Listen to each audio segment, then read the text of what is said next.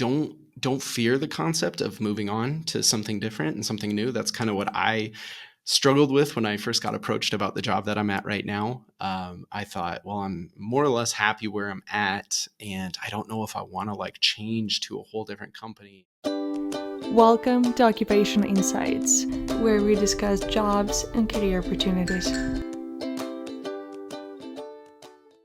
Hello, everyone. Today we're talking with Skyler Gorsett. Skyler is a marketing coordinator for a local architecture firm in his city.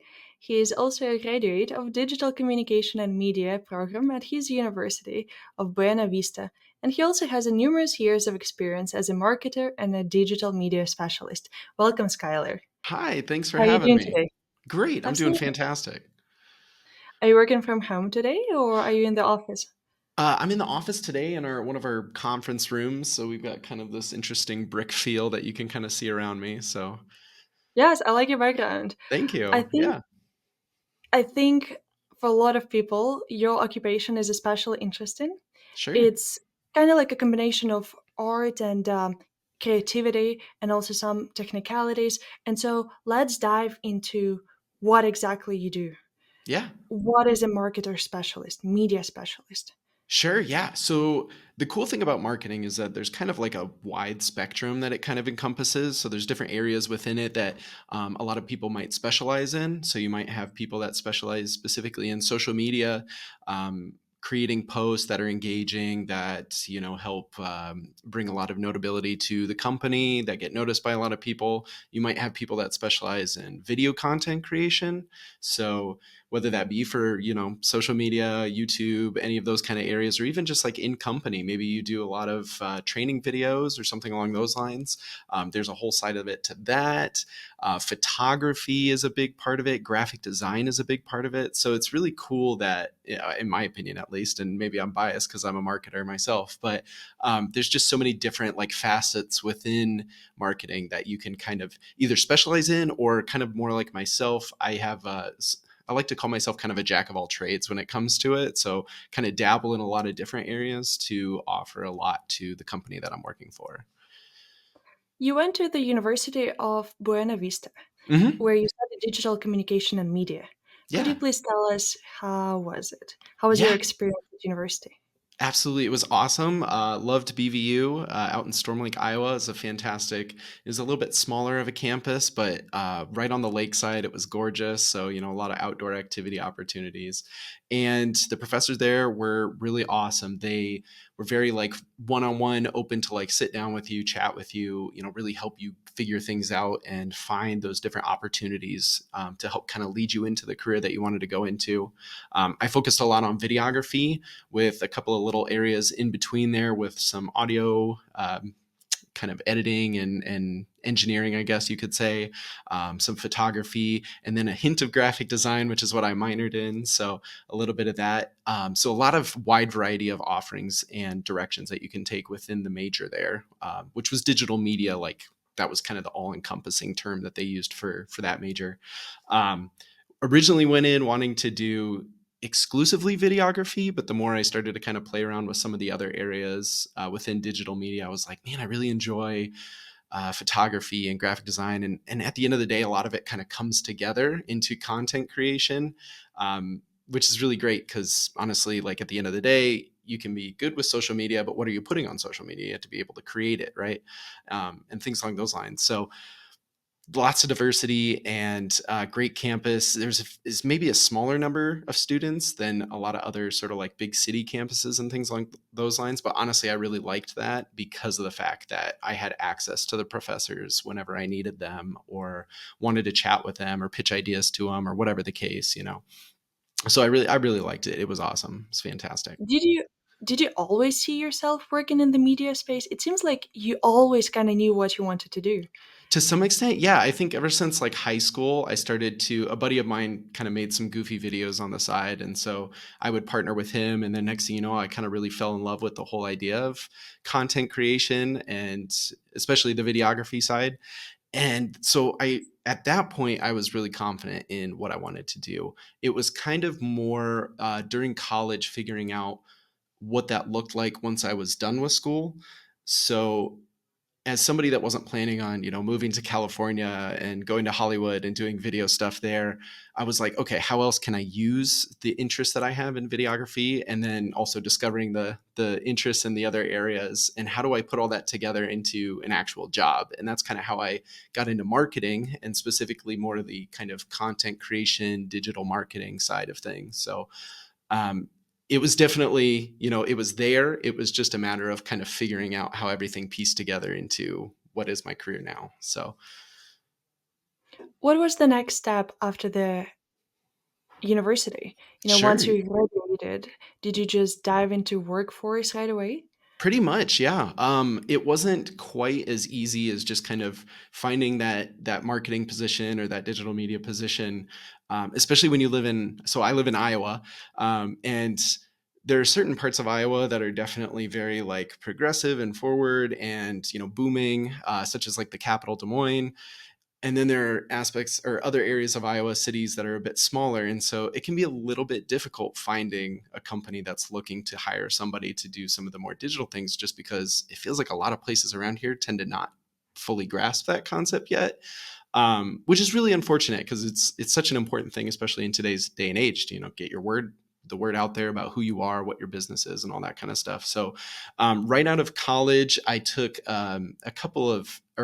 I took a job doing kind of just like the very base aspect of it for a local, just kind of like a chain company.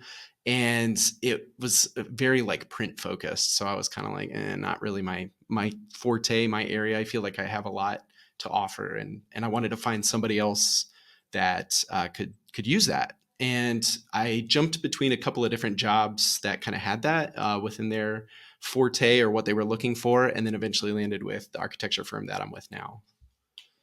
How does your day to day look like working for an architecture firm, which is another exciting field?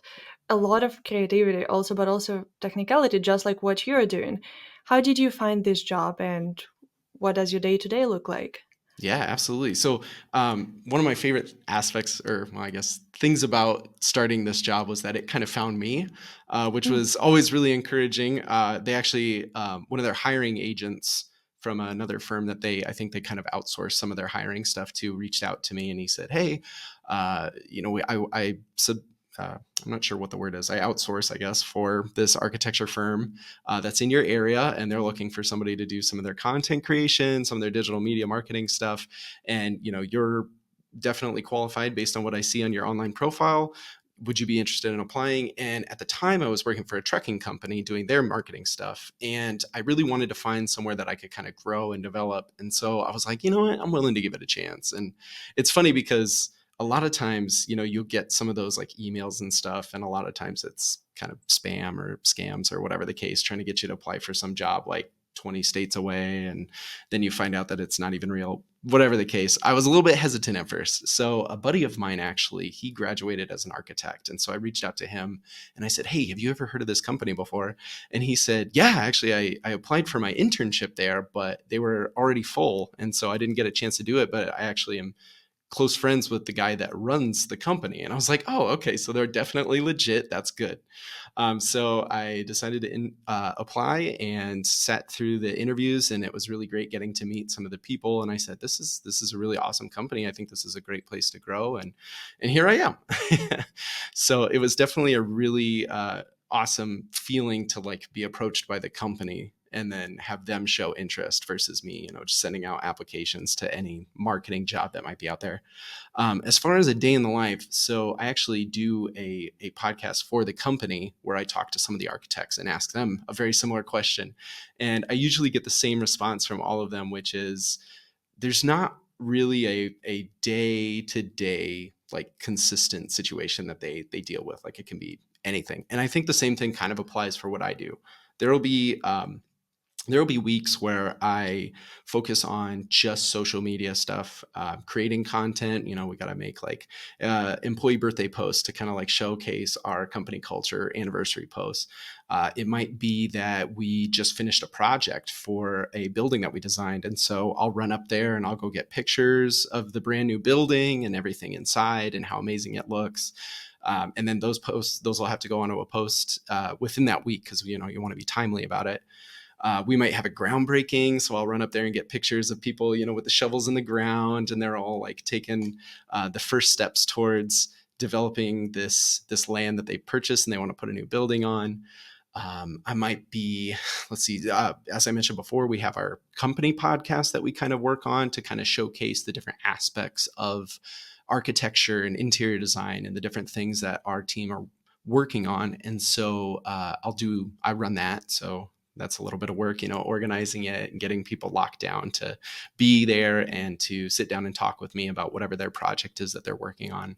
And then there's like, making videos. I might sit at my computer all day long for a day, just editing a video that, I recorded recently or something along those lines. So it's definitely pretty versatile, which I really like. It's nice to not have to just do the same thing every day, in my opinion. And so I really enjoy just, being able to come in and every day is a little bit different. But I think that's a pretty good overview of a lot of the stuff that I do. Another interesting question is working for a track company and then switching to an architecture firm. What are the differences? Was it Mm. all the same and then you're going to do the same tasks, the same roles? Or do you feel like the field you're working in has such a big impact on your job that there was a certain transition in between? Yeah, that's an awesome question. And I would say it's that latter aspect. The different companies that I worked for, before this, I was working for a tool, or before the trucking company, I was working for a tool company. And now I'm working for the architecture company. All of them have been just completely different. Even though they've been roughly the same position per se, a lot of the same kind of things that they're asking for within digital creation or content creation. Um, the kind of direction that they look for has been completely different. So, for instance, at the trucking company, they were very sales oriented. It's very much like a car sales place. They've got their new and used inventory. They want to promote that. They want to make sure that people know what they have available. They want to try to get people in the door. And so, a lot of my marketing efforts were focused on that, trying to advertise what we had in inventory and getting social media analytics and creating ads and things along those lines. At the architecture firm, a lot of our architects or people oftentimes will ask us to bid for a project. And so we'll send architects or interior designers, depending on the project, to go bid on this project. It's not so much that we necessarily have to advertise what we do, not that we don't, but it's not as much of like a constant sales kind of plugging away at that. It's more of look at what we're capable of. Let's showcase it. Let's showcase, what we have created and what we're working on now, and then we will use that to send with the architects who are going to bid on these projects. So a lot of what I do now with this firm is kind of looking at those projects that we've worked on in the past and making it the content that we create from it look as amazing as possible to really showcase some of those little bits and baubles that the architects came up with and put in there that were like cleverly designed specifically for that space and for the people that would be using that space, and highlighting those so that future projects, people that are putting those together and looking for architects to work on it will see that and they'll say they're really dedicated. They're really looking into those fine details. We want to work with them. So that's a lot of what I do. And then I think the other side of it would be really emphasizing company culture, which that was one thing that kind of has gone through all of them, right? If you're doing a company event that showcases, how happy everybody is, how much fun that we get to have within the workplace, but then also, obviously the professional side, you want somebody there that's going to take pictures and showcase that and just have a lot of fun with it. So that's been another side of things that I feel like is a lot better here. I mean, I'm not trying to diss anybody or the other companies or anything like that, but here we do a phenomenal job at really elevating that company culture and taking it to the next level.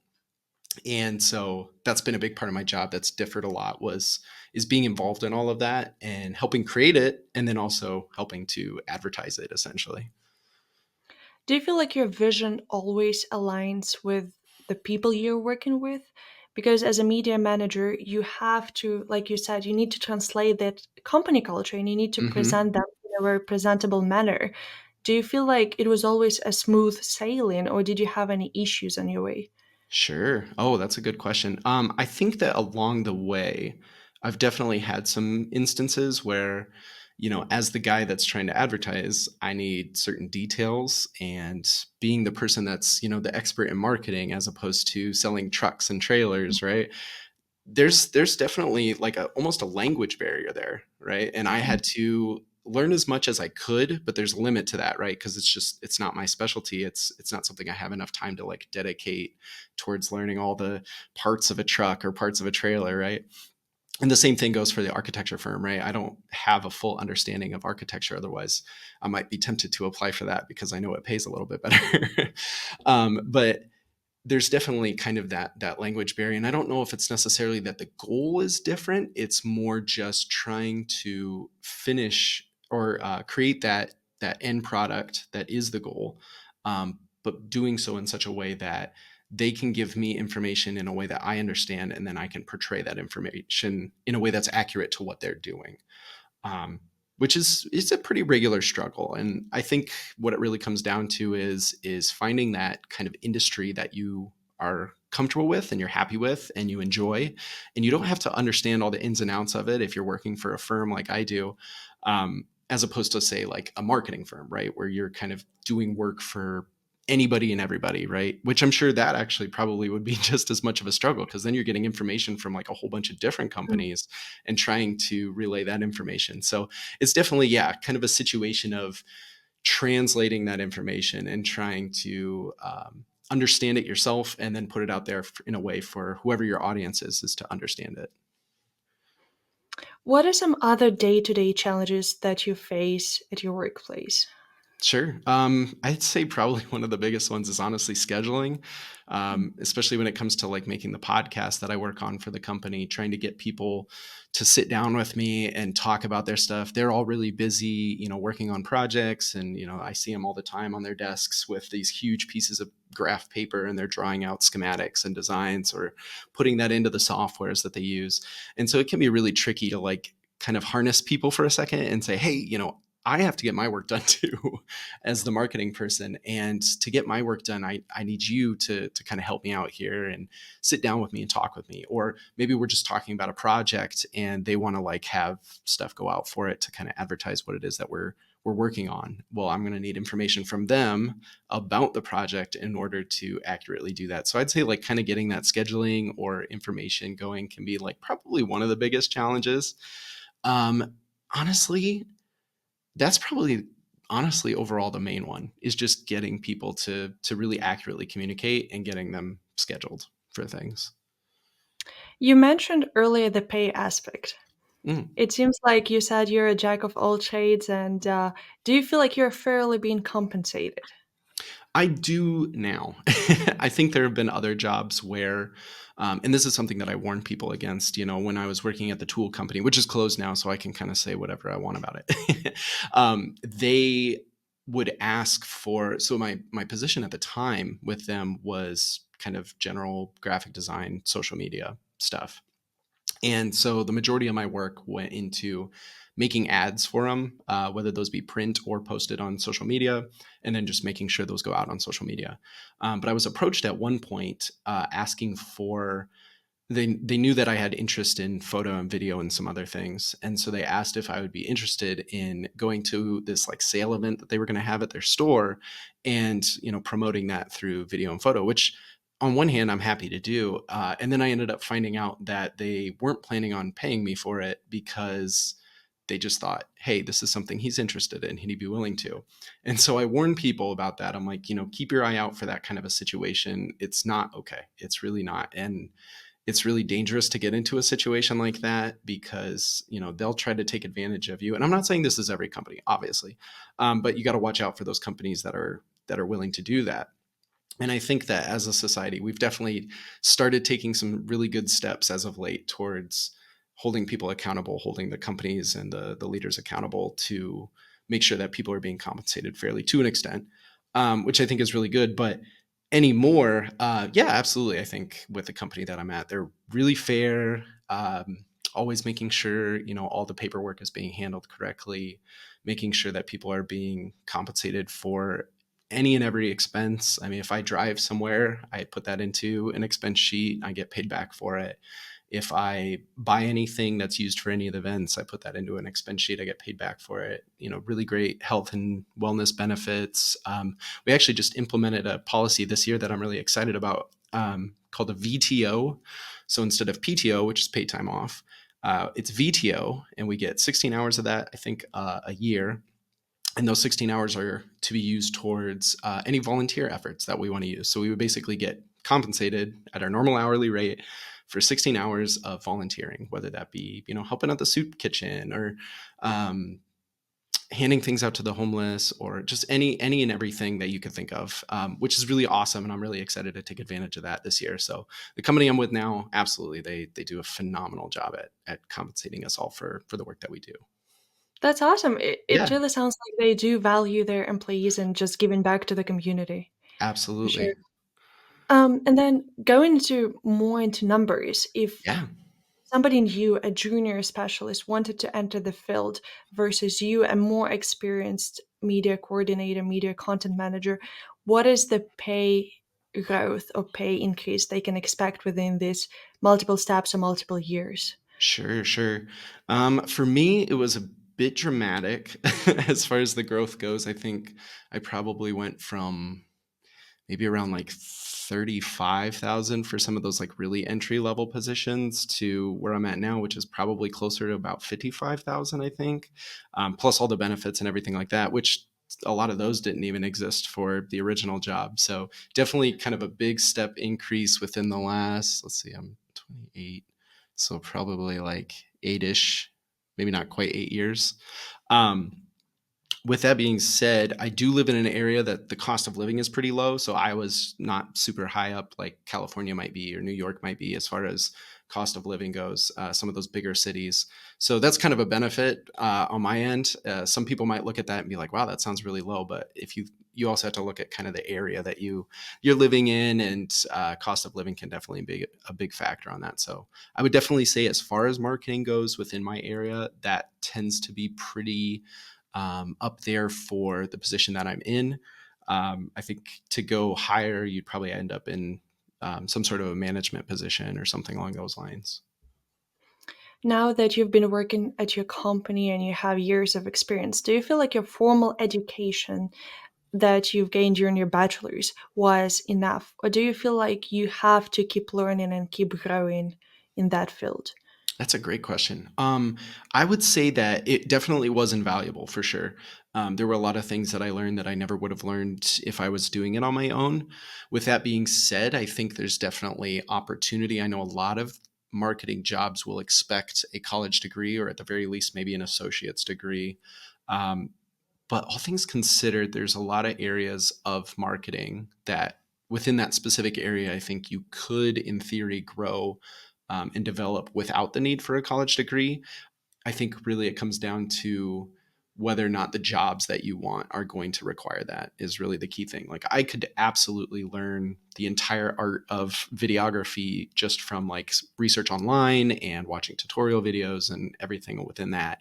Um, but having that, degree behind you is definitely a key piece when you want to get into specific jobs for sure. As far as continued growth and development, absolutely. Always looking up new technology, looking up new um, social media concepts, trends, even, are all a big part of the constant learning and developing that we're doing.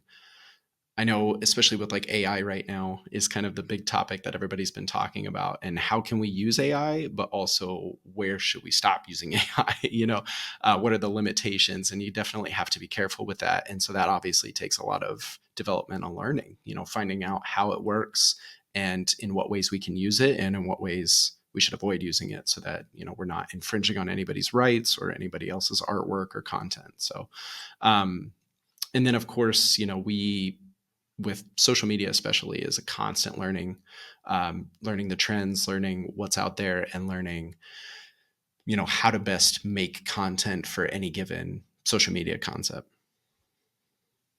Absolutely. Since you've mentioned AI yourself, this is such a hot topic right now. Yes. Are you more of a camp of people that believe that AI can potentially take over your job? Or do you think like AI can be more of a tool and more of a help for you rather Sure, than sure. a competitor? That's a great question. It's incredible to see the possibilities that it's capable of doing, and knowing that in the future it's just going to become more and more capable. Um, I don't necessarily think, at least not within the next like 10 years, that it's going to be necessarily taking my job. Other people's jobs, I don't know. It's hard to say. There's, like I said, the capabilities, with like self-driving cars, even like we talked about that when I was over in the trucking industry. When is it going to hit a point where trucks are just automated and we don't have to have people truck driving anymore? Um, and it's really hard to say necessarily, because obviously we don't have a crystal ball. We can't look into the future. The possibilities are endless. And so where will that limitation kind of hit? Will there be limitations? It's tough to say.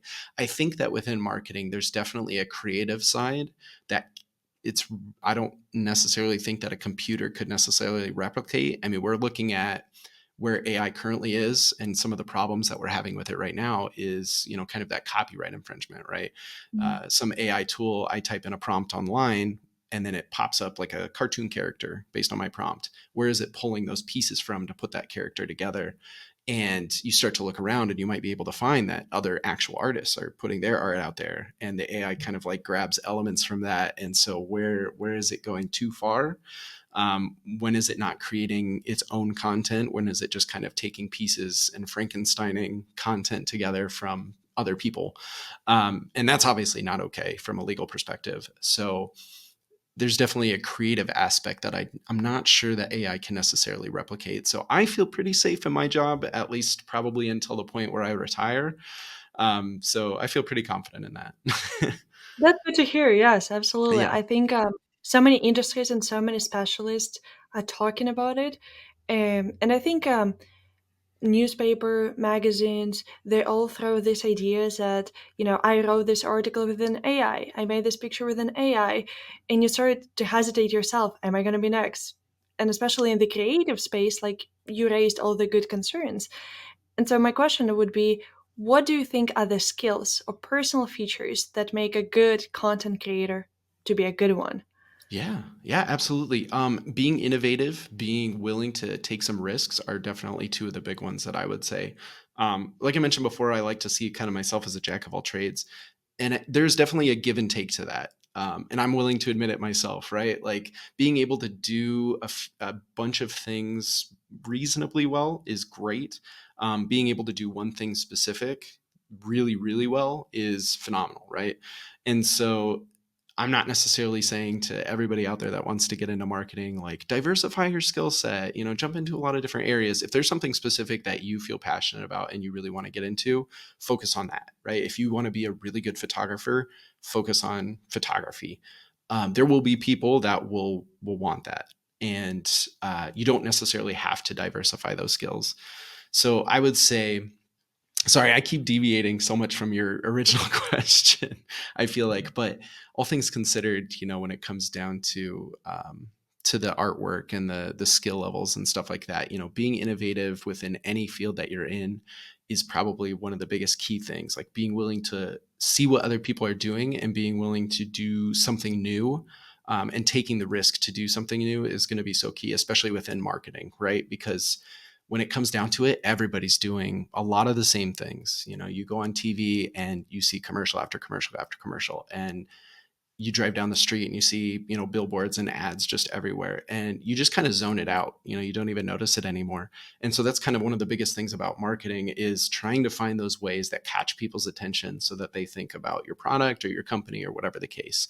And being innovative, being new, being capable of coming up with something that nobody else is doing. It doesn't always work, but when it works, it's revolutionary, right? And everybody's going to remember it. So that's kind of one of the key things when it comes down to this industry. If somebody had to start marketing career and get to do what you're doing on a day-to-day basis, where would they have to start Sure. from zero? Yeah, yeah, absolutely. So, from zero, I would say start looking into the different areas. Find what you're passionate about. And that doesn't necessarily have to be one thing. Like I said before, you can be that jack of all trades. That's totally fine. Or jack of, 3 to 4 trades, or whatever it is you want to, focus on. So if you're starting from point zero, for me, like when I was in high school, like I said earlier, a friend of mine was just making videos, and I thought, hey, I want to try that. So I joined with him when the next time he was like, hey, I need some people to help me with this video. And that was really what helped me fall in love with marketing and fall in love with videography and content creation. And so um, I would say that that's kind of the big thing, right? Like, be willing to get out there, be willing to put yourself out there in some of those areas and see what you enjoy. And when you find those things that you really enjoy and you really love, focus on them and go online, go onto YouTube, find out tutorials, try things, go out. If you're really into photography, go out and take pictures, develop that skill, throw them into your computer, edit those pictures, see what you can do, see the cool effects that you can do, because that's what really keeps you going. You do something that you're really passionate about and you get to see it, and then you're like, oh, that's awesome, I love it. What's the next thing? And then you go on to the next thing, and it just keeps going from there, and you just grow and you develop along the way. So if you're starting from point zero, find what you're interested in, and then just hammer at it, have fun, make things, and develop yourself.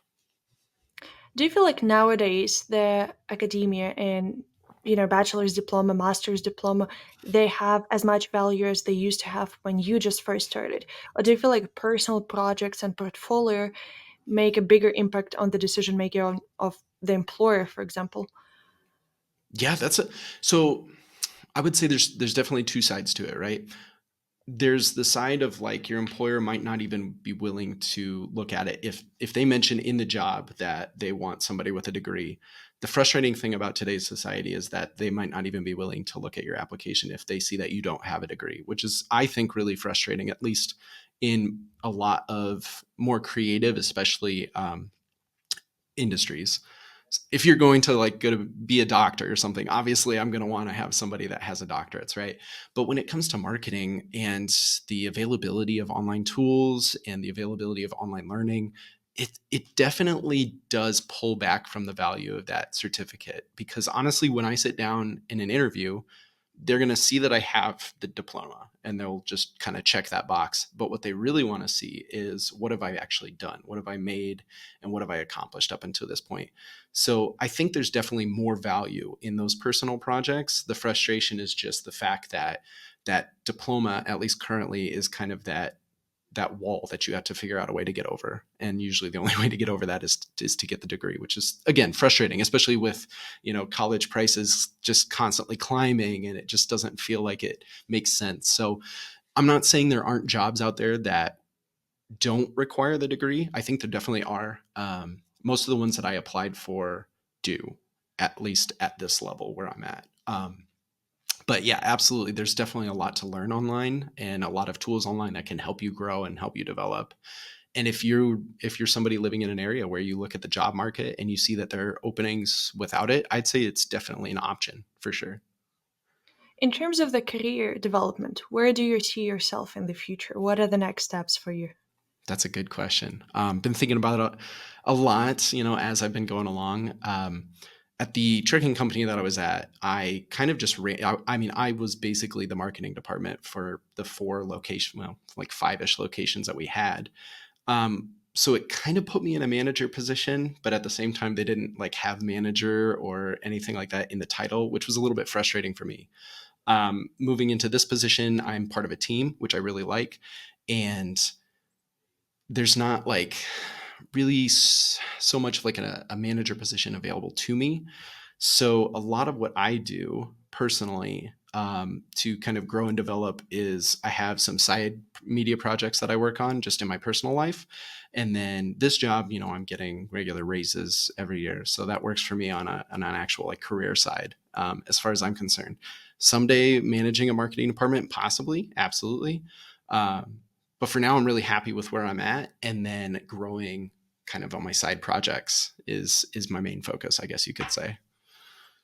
What is an advice? And it could be one advice, it can be multiple advice that you can give to somebody who just enters the market and just is about to become a junior marketer or content creator himself. Yeah, absolutely.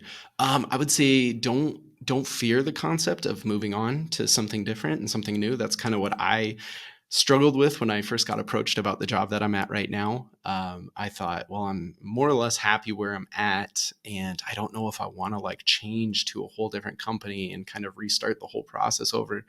Especially if you're, young and you just got out of college and you've got your marketing degree or one of those specific areas within that, and you're ready to go.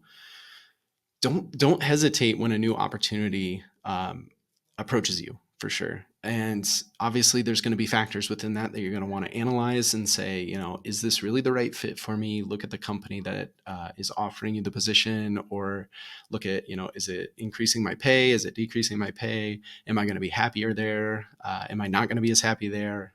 There's a lot of factors that go into that, but don't be afraid to, if you look at the factors and you say, I think this is a better opportunity, don't be afraid to go for it. There's lots of opportunity out there. There's lots of room to grow. And that's how you keep growing, right? If you stay in the same place for too long, that doesn't offer any kind of growth, you're going to end up stagnant and you're not going to move any further forward. So don't be afraid to jump to the next thing. Would probably be one of my biggest pieces of advice. And then I guess probably just anything that I've said before, where like find that thing that you're passionate about or those different things that you're passionate about and just make stuff, because it's fun, but it's also really engaging and it really helps you grow. Thank you, Skylar. That was an Yeah. excellent advice, and it was a pleasure to have you on this podcast. Yeah. Uh, Thank you again for your time. And if our listeners have any questions about their career or what you're doing, please don't hesitate, and we'll get Skylar back on track. Thank you, Sure. Skylar. Yeah, absolutely. Thank you so much for having me. I really appreciate it. We're always looking for guests of various backgrounds for our next episode. If you would like to be a guest, please email us at occupationinsightstv, one word, at gmail.com.